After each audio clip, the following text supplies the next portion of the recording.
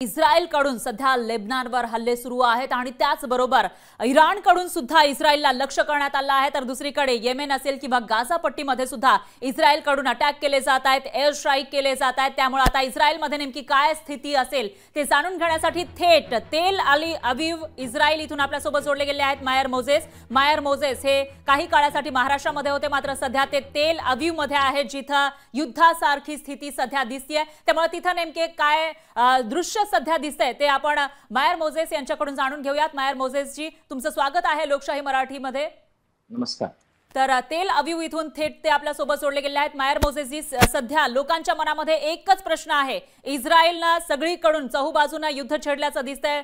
येमेनमध्ये attack सुरू आहेत, गाझामध्ये attack सुरू आहे, सीरियामध्ये, त्याचबरोबर इतरही जे इस्रायलचे शत्रू आहेत त्यांना घेरण्याचा प्रयत्न इस्रायलनं सुरू केला आहे। मात्र सध्या इस्रायलमध्ये स्थिती कशी आहे? नमस्कार, मी तेल अवीव इस्रायलमधून मायर मोझेस।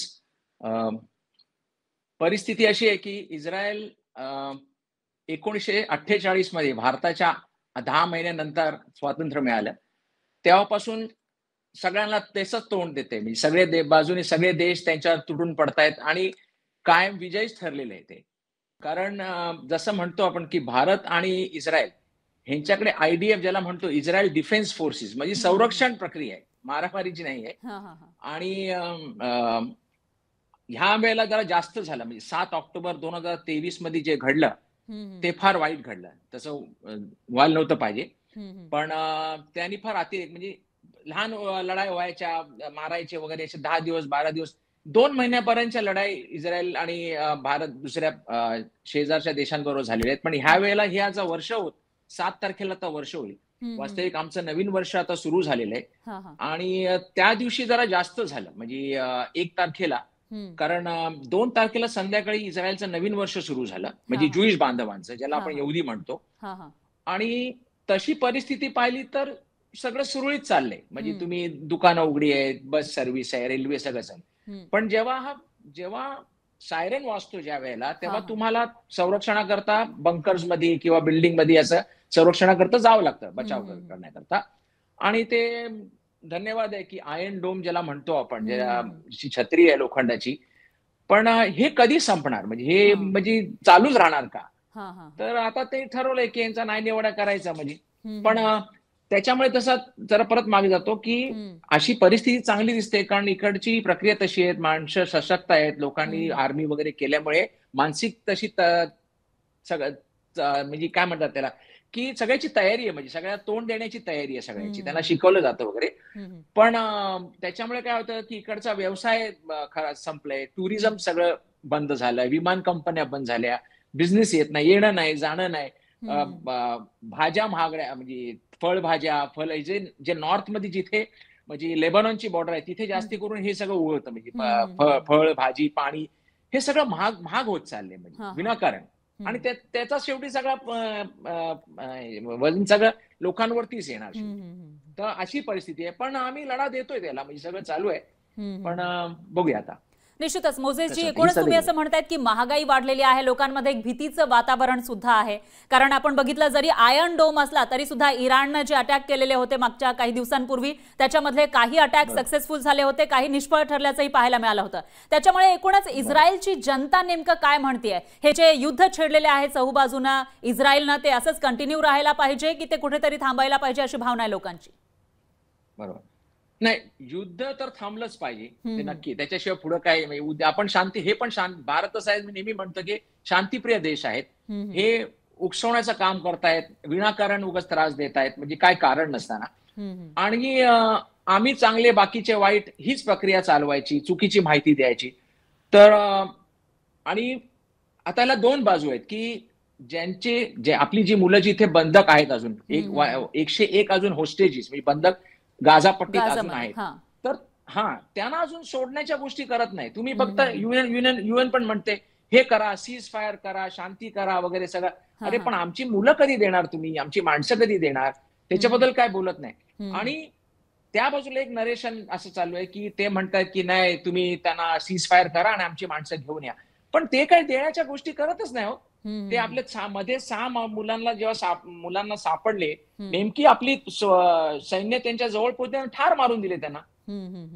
आणि नरेशन असं चालतंय की इस्रायल किल्स आणि दे आर डेड, अशी प्रक्रिया आहे. पण आता आजच्या तारखेला मला विचाराल तर आम्ही बरोबर ज्यांच्या घरातली मुलं जिथे अडकलीत कुठल्याही फॅमिलीवर आम्ही त्यांच्यावर आहोत, पण जनरल कन्सेन्सस सगळ्यांचा असा आहे की नाही, ह्यांचा ह्यांना संपवले पाहिजे, हे राक्षसगण आहेत, यांचं शेवट झालं पाहिजे. आणि आता ते डोकं उचलले आणि शेवटी काय होत नाही. मध्यस्थी सगळे नरम आहेत, सगळे, त्यांचा काही उपयोग नाही. त्यामुळे नेत्यान्यू जे आपले पंतप्रधान आहेत त्यांच्याबरोबर सगळा देश उभा आहे. मतभेद आहे, बरचसा मतभेद आहे, पॉलिटिकल डिफरन्सेस आहेत, बऱ्याचशा गोष्टी आहेत, पण आजच्या तारखेला सगळे एकत्र आहेत की आपल्याला काय झाला. बघा ना, आता गाझामध्ये तोंड दिलं, तिथे बराचसा सगळे साफसफाई केले. आता लेबनॉन मध्ये आहे, हौतीमध्ये तोंड तर देणार, कारण नाहीतरी बसून ते मारणारच आहेत तुम्हाला, मग त्यांना तोंड देऊया. तोंड देणार, आम्हाला जगायचंय, पुढे जायचंय, आपल्याला चांगल्या गोष्टी करायच्या आहेत. त्यामुळे आम्ही एकच विचारायचं, हे सगळं झेलतोय आम्ही खरं, पण नाही, आम्ही एकत्र आहोत की नाही ह्यांचा सफाया केला पाहिजे, याच्यावर आम्ही एकदम अटल आहोत. देश एकत्र आहे त्या बाबतीत. म्हणजे एकूणच मोझेसजी असं म्हणता येईल की जोपर्यंत या दहशतवाद्यांचा खात्मा करत नाही तोपर्यंत इस्रायल लढा देत राहील अशी भूमिका घेतलेली आहे. की जे आता तुमचे बंधक आहेत गाझा पट्टीमध्ये आपण बघू शकतो, बऱ्याच दिवसांपासून त्यांना बंधक बनवून ठेवलेलं आहे, बरेच महिने झालेत किंबहुना असं म्हणता येईल, तर त्यांच्यासोबत काही चर्चेची तयारी केली जाते. चर्चा केली, बरेच चर्चा करून पाहिले, बरेच चर्चा सत्र झाले किती. आणि काय होते की चर्चा करून सुद्धा काय निष्पन्न होत नाही, ज्यात बाहेर काय येत नाही. आणि त्यांना द्यायचे असते तर कधीच दिले असते आणि सोडले सुद्धा, सुरुवातीला सोडले. मागच्या वेळेला असे बरेच वेळा त्यांचा असा गेम असतो की आपले बंदी पकडून न्यायचे किंवा मारायचे. इव्हन ते एवढे म्हणजे वाईट आहेत की मेल्यावर सुद्धा ते शव घेऊन जातात आणि त्याच्या एक्सचेंज मध्ये पैसे आमचे 1000 सोडा, 500 सोडा, 800 सोडा असे ते सगळा त्या व्यवहार करतात त्याच्यामध्ये. म्हणजे ते त्यांना जिवंत काय, म्हणजे माणूस जिवंत आहे का आणि मेला काय, प्रेत काय, त्याचा त्याची तेवढी त्यांना त्याच्यावर पण ते धंदा करतात, म्हणजे असं झाले. निश्चितच मोझेसजी, आता मला तुमचा महाराष्ट्र कनेक्शन विषयी एक प्रश्न विचारायचा आहे. तुम्ही सध्या तेल अवीव मध्ये आहात, इस्रायल मध्ये आहात, मात्र तुम्ही महाराष्ट्रामध्ये सुद्धा काही काळ राहिलेले आहात, तर त्याविषयी काय सांगाल? मी मूळचा ठाण्याचा, म्हणजे आमचे आपले प्रिय मुख्यमंत्री आपल्या आता सध्या आमच्या गावातले, शहरातले आहेत. तर मी माझा जन्म पिढ्या ना पिढ्या 10 पिढ्या आम्ही इस्रायल ज्यूइश बांधव तिथे राहतो. आज 2000 वर्ष 2100 वर्ष आम्ही भारतामध्ये आहोत. आणि माझा जन्म तिथे, माझ्या मुलांचा, आई वडिलांचा, माझ्या मुली तिथे जन्माच्या आहेत. मी 2020 मध्ये तिथून स्थलांतर केलं.